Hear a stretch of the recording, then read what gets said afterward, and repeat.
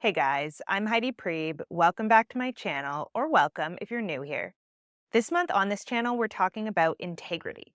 And today in particular, I want to do a deep dive on the topic of resentment. Now, the experience of resentment is something that we very often have when we are out of integrity with ourselves. So when we are not being true to our own beliefs, our own values, and when we are outsourcing our autonomy to someone else. Now, this is often very difficult to catch because, at a first glance, a lot of people confuse the experience of resentment for the experience of anger. But these are very different things. So, when we feel angry, we are in our no energy. So, we are setting boundaries, we are rejecting what we don't want in our lives, and we are getting clear about what it is that we want to keep ourselves away from. Resentment is a very different experience. When we are in a state of resentment, we are in a state of wanting. It generally feels like we are doing a group project and we have done our half of the work, but our partner simply will not hand in theirs. The problem is that because a lot of us internalize rules about how we ought to behave and how other people ought to behave as a result of how we behave, from a very young and very unconscious place, we often grow into adulthood not really clear on what our expectations of other people are. And so when those expectations are unconscious, and yet we are still fulfilling what we feel on a very deep unconscious level to be our half of the bargain, and then expecting someone else to do something specific as a result, if they don't do that thing as a result, we end up sitting around with a whole bunch of simmering resentment towards that person. We are waiting for them to do what we think that they should do based on what we are doing. So what we're going to talk about today is how to make those unconscious contracts that we have for how other people ought to behave in response to how we behave conscious for ourselves. So without further ado, we'll get into some of the different types of resentment. I believe that there's two main categories of resentful feelings. One are feelings that arise when we are doing too much suppressing of our authentic selves. So I call these self-suppression contracts. Somewhere along the line, we have decided that suppressing ourselves is going to get us something specific out of other people. And then the other type of contract is contracts of overextension. So these are areas where we've decided I will always behave in X way. Ergo, other people have to always behave in a certain way as well. And we'll get into a whole bunch of examples of what these look like. But essentially, in the first category, we're not showing up with enough authenticity. And in the second category, we're not showing up with enough boundaries. So let's look at some examples of these things. So whenever I think of resentment and self-suppression, I think of a conversation that I had with someone years and years ago where they were very frustrated with their boss and felt kind of chronically resentful and preemptively annoyed every time they had a meeting with this person who was meant to manage them. And I asked them some questions about the scenario, just kind of trying to get at what were their job requirements, did they feel like they were being held to unfair standards? And something really interesting surfaced, which was that the thing this manager was asking of them was essentially just to meet the basic demands of the job. And these were demands that this person had explicitly agreed to meet when they had been interviewed. But for whatever reason, they felt chronic resentment every day when they got up to go to their job. And what we eventually surfaced the more we kept talking about it was that this person felt as though to go into their job in the morning, they had to completely and totally suppress their true personality and put on a totally fake personality that the role required of them. And this felt for them like an extraordinary amount of effort. So much so that anything on top of that, including some of the basic requirements of the job, just felt totally overwhelming for them to meet. So they were essentially spending so much energy on repressing themselves that they had almost nothing left over to give to the job. The problem is that their boss had no idea this was happening because they had walked into that interview and contorted themselves into the exact type of person they thought their boss wanted them to be, got hired to be that person, and then went into work every single day as a false version of themselves. And then any criticism that they faced felt like adding salt to the wound because they felt like they were already doing so much just to keep their real personality hidden that it was unreasonable for them to expect to do anything more. So something I asked this person was, when you were a child, what was it like in your family? What happened if you suppressed your personality and acted like the person your parents wanted to be? And very quickly they went, oh, then all of my needs got met. As long as I was pretending that I liked what my parents liked and I was interested in what my parents were interested in, they took care of everything for me. And so this is the unconscious contract that this person internalized. If I suppress myself and put on the face of whatever personality I think is going to appeal to the people in charge, I will get all of my needs met. I don't have to do anything extra. So they walked into a job with this attitude and then got confused when their survival needs, which as an adult looks like financial security, were not automatically getting met by virtue of the fact that they were suppressing their true personality. So this type of contract that they had, this contract of I will suppress myself and then you owe me security, kind of follows the formula of I will suppress myself in X way, and in return, you will give me Y. On a deeply unconscious level, this was what they believed to be true about the world. So other versions of this contract might look like, if I suppress my true personality and act like the type of person I think you want to date, you owe me a commitment. You owe me security. But this is not the only type of contract we might have in the arena of self-suppression. So we'll look at a different example. I once had a friend who was getting chronically frustrated and resentful towards his girlfriend, who felt very comfortable when she was angry, expressing her anger and telling him what she didn't like about the relationship. And he felt as though any expression of anger on her behalf was irrational and an overreaction. And I asked him, what happens in your relationship when you get angry with your girlfriend? And he went, well, I don't get angry. Anger is immature. And so he was walking around with this contract. I will suppress my anger in the name of acting mature, and other people have to also suppress their anger. So because I am suppressing myself in this way, everybody else ought to do the same. So this is another type of unconscious repression contract we might have with ourselves. If I repress myself in X way, everybody else ought also to repress themselves in X way, because that is the right way to be. So this person felt like they were doing the right thing in their relationship by keeping their own anger inside, and that their girlfriend was doing the wrong thing by expressing her anger. And so a term that came up a lot in conversations with this friend was the term double standards. He kept claiming that his girlfriend had double standards. And I asked him, did she tell you that she's not okay with you getting angry? And he went, well, no. And I went, okay, have you tried getting angry? And has she told you that's not fine? I don't want you to do that. And he goes, well, no. And so I asked, where is the double standard? And when he really went looking for it in his relationship, he could not find clear evidence that there was a double standard, because he had never tried expressing his anger to see what would happen. But my bet is that somewhere in that person's history, there was a double standard. So maybe when they were a child, their parents felt perfectly comfortable expressing anger towards them, but they weren't allowed to express anger in return. So they grew up with this contract that I am not allowed to express anger, but other people, for some reason, feel like they can, and that's not fair. Hence the resentment towards other people for doing what they believed they were not allowed to do. In their version of a fair world, no one would express anger, instead of realizing that actually, in a fair world, they could express themselves the same way everybody else expressed themselves.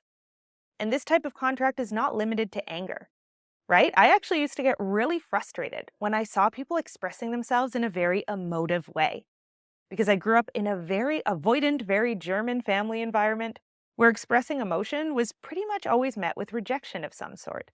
And I used to get really frustrated when I saw people in the world who were really free and emotive and expressive. And eventually I had to surface that I had the unconscious contract. If you show too much emotion, you get rejected. I have to suppress my emotion, and everybody else should suppress their emotion as well. So this is another one of those self-suppression contracts. I suppress X, so everybody should suppress X. And if they don't, I'm going to feel resentful towards them. And when we surface a self-suppression contract, it opens up space for us to start thinking about what it could be like if we would allow ourselves to break our own rules that we internalized very young and start showing up more authentically, bringing in more anger, bringing in more of our authentic personalities, bringing in more emotionality, bringing in more self-expression. And this might require us to change our environment sometimes. So if we have been hired for a workplace role based on a false personality that we presented to the interviewer, we might need to go find a different job that is better suited to our personality if we find that bringing our real self into that first workplace just does not work so well. Or if we have self-selected our way into relationships where there are true double standards. In order to bring more of our own energy into relationships, we might have to change something about how we're picking partners. But the antidote to this type of resentment is always more self-expression. So bringing in more of ourselves so that we stop unconsciously expecting other people to behave a certain way based on the fact that we are suppressing ourselves. Which, by the way, they often cannot even tell that we are doing. So a lot of the time we have all of this resentment pent up in our minds towards other people who have no idea whatsoever that we are not being authentic with them in the first place. So this can be a really tricky and insidious one, but tackling it tends to take us a really long way towards living in a more authentic capacity. Now, the second type of contracts we want to take a look at today are contracts of overextension. When we are overextending ourselves, what we are not doing is setting enough clear boundaries. So I used to have a contract for myself that went, when someone I love is in trouble, I will always bail them out. That's who I am, that's who I like to be. But the problem is that if I had loved ones who I felt like were not taking enough care of themselves and were not acting proactively to prevent crises from happening down the line, I would get super resentful when a crisis did arrive and I automatically considered myself responsible for going to them and tending to the crisis. But in reality, it was always my responsibility to set boundaries about that. So this type of unconscious contract follows the formula of I will always do X, so you need to do Y.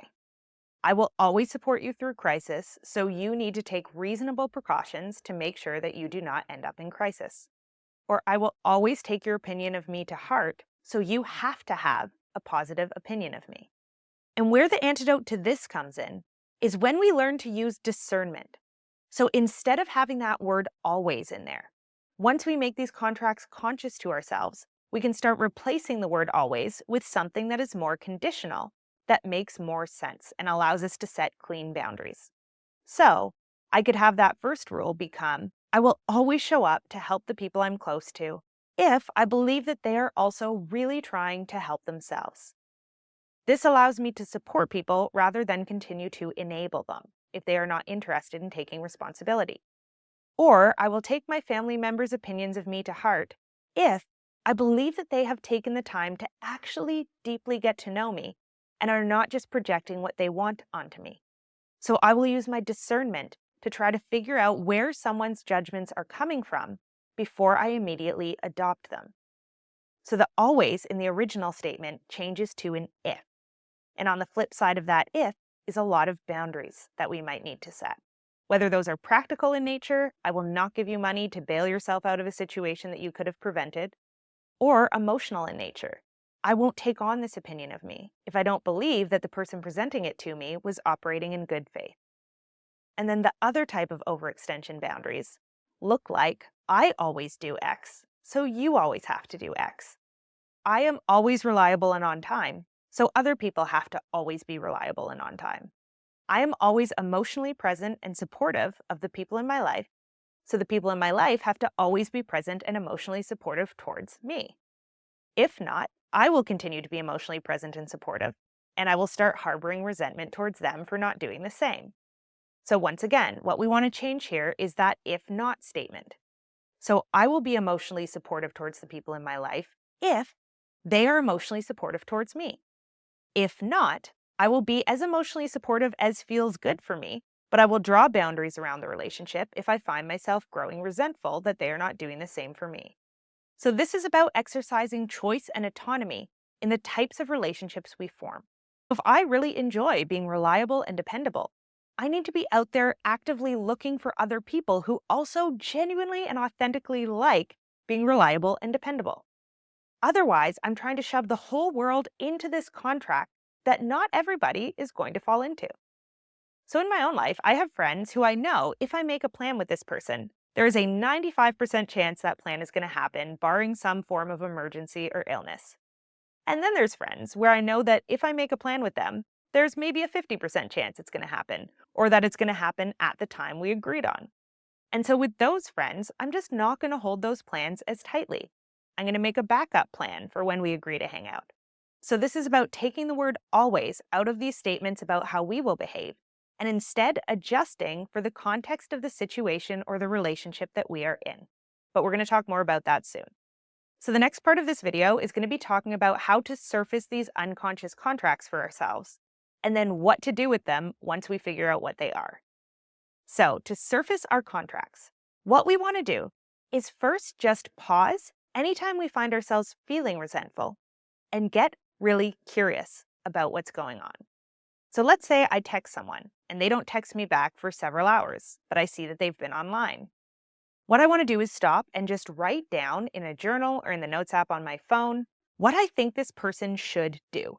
And this is the time to not hold back. You are allowed to be irrational. In fact, it actually works best if you give your irrationality airspace. Now, what this does not mean is that we are believing our own stories about our way being the best of all possible ways. We just want to get clear on what it is that we're unconsciously believing so that we can make it conscious. So I'm going to want to sit down and go, this person should always text me back in a timely manner. Or this person should always respond to my text if they are online. And then, once we've really gotten out what it is that we think the other person should do, we want to do the second half of this statement. So the first half is they should ... The second half is because I ... So this is about figuring out why we feel justified in expecting this behavior from someone else. So something like, because I always respond to their texts right away. And then we want to look at what type of a statement we're making. So they should respond to my texts right away because I always respond to theirs right away is in that last category. I always do X, so they should always do X. And now we know what type of contract we're working with, as well as what type of antidote we need to be looking for. And that's an easy example, but we can find some absolutely bonkers contracts inside of our unconscious minds. I have found some truly bizarre ones. But that's actually a really good thing, because the really bizarre unconscious contracts that we're holding on to are often the things that are messing up our lives the most. So you might surface a contract that says something like, I will suppress my entire personality in order to be in a romantic relationship with you. And then you must win me the love of my family by charming them at every event that I take you to that involves my family. Because unconsciously, the reason why we might be dating someone who we're suppressing our entire personality to be around is because we want something out of them that we don't consciously understand we want. And as soon as we make it conscious, it starts sounding bonkers. You should be winning me the love and approval of my family because I am suppressing myself to be with you is not a contract that it would make sense to ask anybody to agree to. But this is why we need to make these unconscious things conscious for ourselves.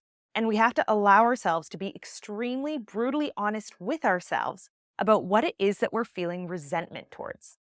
So some more examples of what a you should because I statement might look like are, they should never complain about their work, even if they're unhappy with their job, because I never complain about my work, even though I'm unhappy with my job. They should load the dishwasher as soon as they're done eating, because I will always clean the kitchen if it's a mess. They should propose to me because I am pretending to love all of the things that they love. They should make X amount of money because I make X amount of money. And here's what's interesting about all of this. What I am not implying is that any of these are necessarily things that you have to drop. But when we're walking around with something as an unconscious contract, it feels like we are right and the other person is wrong if they are not fulfilling their part of it. But once we surface these things and make them conscious for ourselves, we can convert them into preferences. So all of these statements start sounding different if we voice them as preferences. I like making a certain amount of money, and I have a preference for dating someone who makes a similar amount of money. I have a preference for keeping the kitchen clean, so I want to find roommates or people to live with who also want to keep things clean.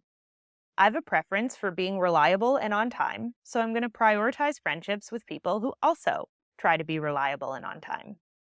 I want my future spouse and I to do a lot of the same activities together, so I'm going to prioritize trying to find someone to date who authentically likes the same things that I like. All of these are not only perfectly reasonable, but they put the power back in our hands. Because instead of deciding that everyone has to act the way we have decided is the right way to act, we can go out actively searching for people to bring into our lives who just naturally share our preferences and wants. And this is exactly how secure people operate. It's not that they get along with everyone else who's secure.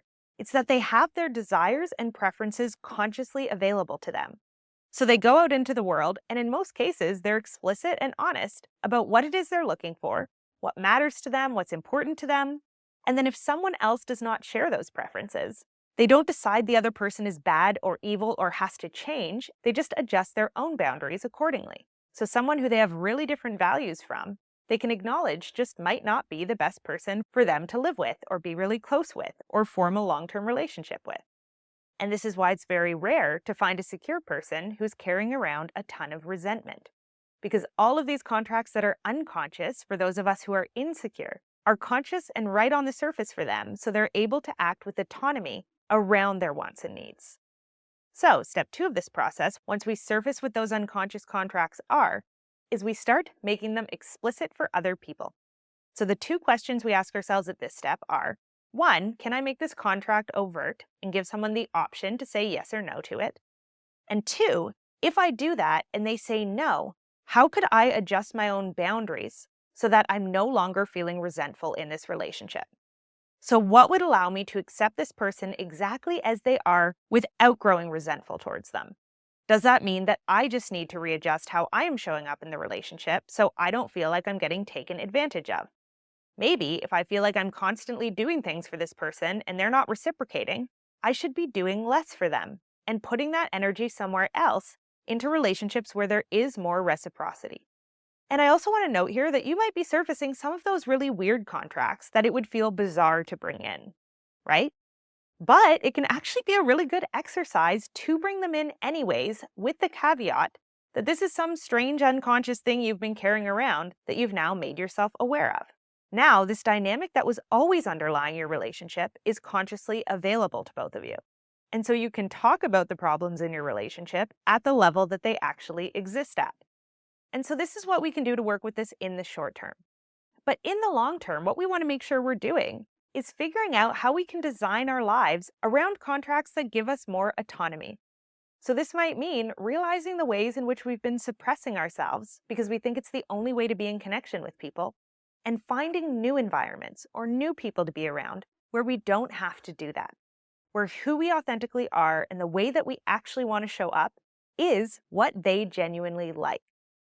Or it might mean getting much better at boundary setting and at figuring out when it's appropriate for us to do these actions that we like to do, like showing up for the people in our lives or being open and emotionally honest, versus when it's time to protect ourselves in that area. And how can we find more people who just enjoy showing up in the same way that we do? So a great place to start is just surfacing as many of these contracts as we can, figuring out which category they fall into, and then figuring out how we could behave more autonomously by either doing more self-expression and or more setting boundaries. All right, I'm going to leave it at that for today. But as always, any questions or thoughts that you've had as you've gone through this video, please leave them in the comment section below. I love you guys. I hope you're taking care of yourselves and each other. And I will see you back here again really soon.